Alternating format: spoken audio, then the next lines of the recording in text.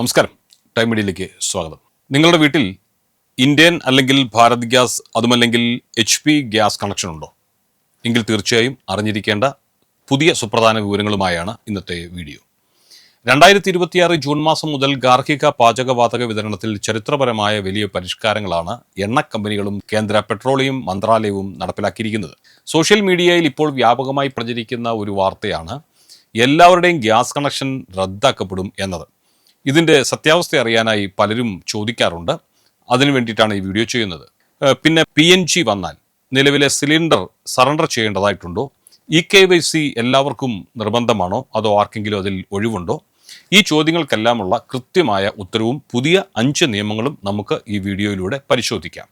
അപ്പോൾ video skip ചെയ്യാതെ അവസാനം വരെ കാണാൻ ശ്രമിക്കുക. ഇത് നിങ്ങൾക്കായുള്ള വിവരങ്ങളാണ്.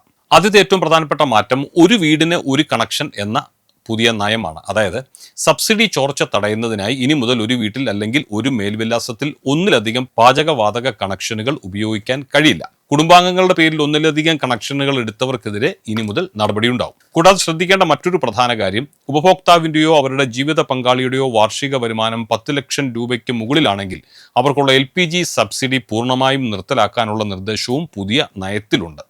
യഥാർത്ഥ ഗുണഭോക്താക്കൾക്ക് മാത്രം സബ്സിഡി ഉറപ്പാക്കുകയാണ് ഇതിലൂടെ ലക്ഷ്യമിടുന്നത്.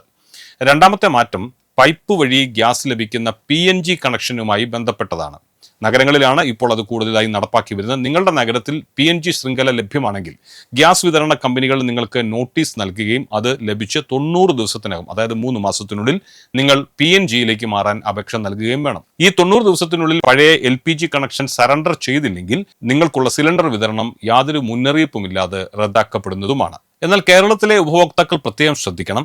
മിഡിൽ ഈസ്റ്റിലെ സംഘർഷങ്ങൾ കാരണം LPG ഇറക്കുമതിയിൽ ഭാവിയിൽ പ്രതിസന്ധി വരാൻ സാധ്യതയുള്ളതിനാൽ PNG കണക്ഷൻ ഉള്ളവർ 15 ദിവസത്തിനകം തങ്ങളുടെ LPG സറണ്ടർ ചെയ്യണമെന്ന് സംസ്ഥാന സിവിൽ സപ്ലൈസ് കമ്മീഷണർ അടിയന്തര നിർദ്ദേശവും നൽകിയിട്ടുണ്ട്. നിങ്ങൾക്ക് mypngd.in എന്ന പോർട്ടൽ വഴിയോ ഏജൻസി വഴിയോ ഇത് സറണ്ടർ ചെയ്യാവുന്നതാണ്. ഇനി ഭാവിയിൽ PNG ഇല്ലാത്ത സ്ഥലത്തേക്ക് വീട് മാറുകയാണെങ്കിൽ സറണ്ടർ ചെയ്യുമ്പോൾ ലഭിക്കുന്ന ട്രാൻസ്ഫർ വൗച്ചർ ഉപയോഗിച്ച് വീണ്ടും നിങ്ങൾക്ക് പഴയ കണക്ഷൻ എടുക്കാനായിട്ട് സാധിക്കും. മൂന്നാമത്തെ വലിയ മാറ്റം ഗ്യാസ് ബുക്കിംഗ് ചെയ്യുന്നതിനുള്ള സമയപരിധി അഥവാ ലോക്കിൻ പീരീഡ് ആണ്. ഒരു സിലിണ്ടർ ബുക്ക് ചെയ്ത് കഴിഞ്ഞാൽ അടുത്ത സിലിണ്ടറിനായി കാത്തിരിക്കേണ്ട സമയം നഗരപ്രദേശങ്ങളിൽ 25 ദിവസമായും ഗ്രാമപ്രദേശങ്ങളിൽ 45 ദിവസമായും കേന്ദ്ര സർക്കാർ ഔദ്യോഗികമായി നിശ്ചയിച്ചിട്ടുണ്ട്. ഈ വിഷയത്തിൽ സോഷ്യൽ മീഡിയയിൽ പലരും പല തെറ്റായ വാർത്തകളും പ്രചരിപ്പിക്കുന്നുണ്ട്. എന്നാൽ 25 ദിവസം 45 ദിവസം എന്നാണ് കേന്ദ്ര സർക്കാരിന്റെ പ്രസ് ഇൻഫർമേഷൻ ബ്യൂറോ PIB ശരിവെക്കുന്ന ഔദ്യോഗിക സമയം. ഈ കാലയളവ് കഴിഞ്ഞാൽ മാത്രമേ നിങ്ങൾക്ക് അടുത്ത സിലിണ്ടർ സബ്സിഡിയോടെ ബുക്ക് ചെയ്യാൻ സാധിക്കുകയുള്ളൂ. നാലാമത്തെ കാര്യം തികച്ചും നിങ്ങളുടെ സുരക്ഷയ്ക്ക് വേണ്ടിയിട്ടുള്ളതാണ്. ഇനി മുതൽ ഡെലിവറി സമയത്ത് OTP പരിശോധന കർശനമാക്കിയിരിക്കുന്നു. നിങ്ങൾ ഗ്യാസ് ബുക്ക് ചെയ്യുന്ന നിമിഷം നിങ്ങളുടെ രജിസ്റ്റർ ചെയ്ത മൊബൈലിലേക്ക് ഒരു OTP വരും. ഡെലിവറി ജീവനക്കാരൻ വീട്ടിലെത്തുമ്പോൾ ഈ OTP പറഞ്ഞു കൊടുത്താൽ മാത്രമേ വിതരണം പൂർത്തിയായതായി സിസ്റ്റത്തിൽ രേഖപ്പെടുത്തുകയുള്ളൂ. ഇത് കരിഞ്ചന്ത തടയാൻ വലിയൊരു പരിധിവരെ സഹായിക്കും. അതിനാൽ നിങ്ങളുടെ നിലവിലുള്ള ഫോൺ നമ്പർ ഗ്യാസ് ഏജൻസിയിൽ കൊടുത്തിട്ടുണ്ടെന്നുള്ള കാര്യം നിങ്ങളൊന്ന് ഉറപ്പുവരുത്തേണ്ടതായിട്ടുമുണ്ട്. അഞ്ചാമതായി, ഏവരിലും ആശങ്കയുണ്ടാക്കിയ EKYC അപ്ഡേഷൻ. ഉടൻ KYC ചെയ്തില്ലെങ്കിൽ കണക്ഷൻ കട്ടാകുമെന്ന് കേട്ട് ഏജൻസികളിൽ വരി നിൽക്കാൻ പോകുന്നതിന് മുമ്പ് ഇതൊന്ന് കേൾക്കുക. കേന്ദ്ര പെട്രോളിയം മന്ത്രാലയത്തിന്റെ ഏറ്റവും പുതിയ ഔദ്യോഗിക വിശദീകരണം അനുസരിച്ച് EKYC എല്ലാവർക്കും പുതിയതായി നിർബന്ധമുള്ള കാര്യം അല്ല.